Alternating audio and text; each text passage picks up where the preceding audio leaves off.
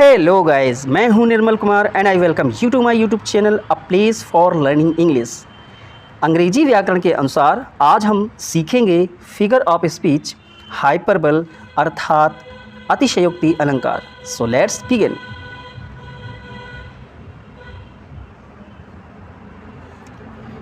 Figure of speech hyperbole अर्थात अतिशयोक्ति अलंकार।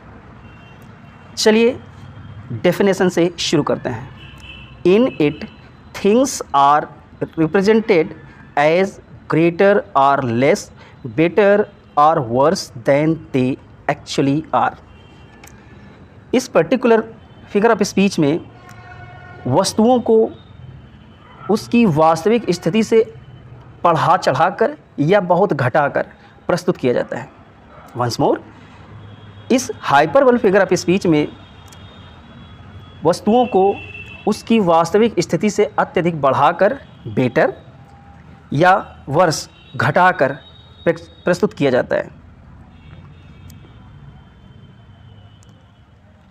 चलिए जानते हैं इसके एग्जाम्पल्स। और first sentence is the waves rose mountains high. अब आप देखें, समंदर की जो लहरें हैं वो इतनी ऊंची उठ गई हैं कि पर्वत के समान ऊंची हो गई हैं।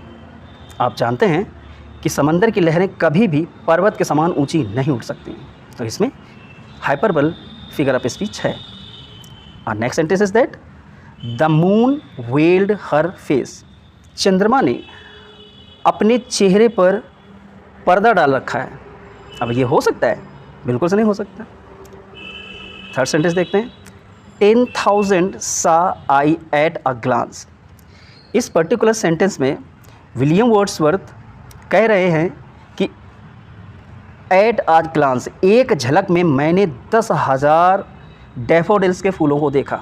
बेशक आप एक बार में 10,000 क्या 1,00,000 फूलों को देख सकते हैं, लेकिन यह बात निश्चित नहीं कर सकते हैं, अर्थात उनको गिन नहीं सकते हैं कि मैंने 1,00,000 फूल देखे। इस प्रकार इस पर्टिकुलर सेंटेंस में हाइपरबल फिगर ऑफ स्पीच है। और last sentence is that reverse of blood flood in the battle. युद्ध में खून की नदियाँ बह गईं। अब आप देखें, युद्ध कितना भी कातर अर्थात भयानक क्यों ना हो, कभी भी खून की नदियाँ नहीं बह सकती हैं।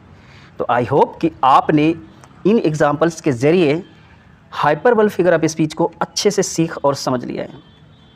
और यदि आप हमारे चैनल पर नए हैं और ग्रामर तथा लिटरेचर की अत्यधिक जानकारी प्राप्त करना चाहते हैं तो मेरे चैनल को सब्सक्राइब कीजिए। एंड नाउ आई थिंक आप सब ने हाइपरबल फिगर ऑफ स्पीच अच्छे से सीख और समझ लिया है। So thanks for watching this video.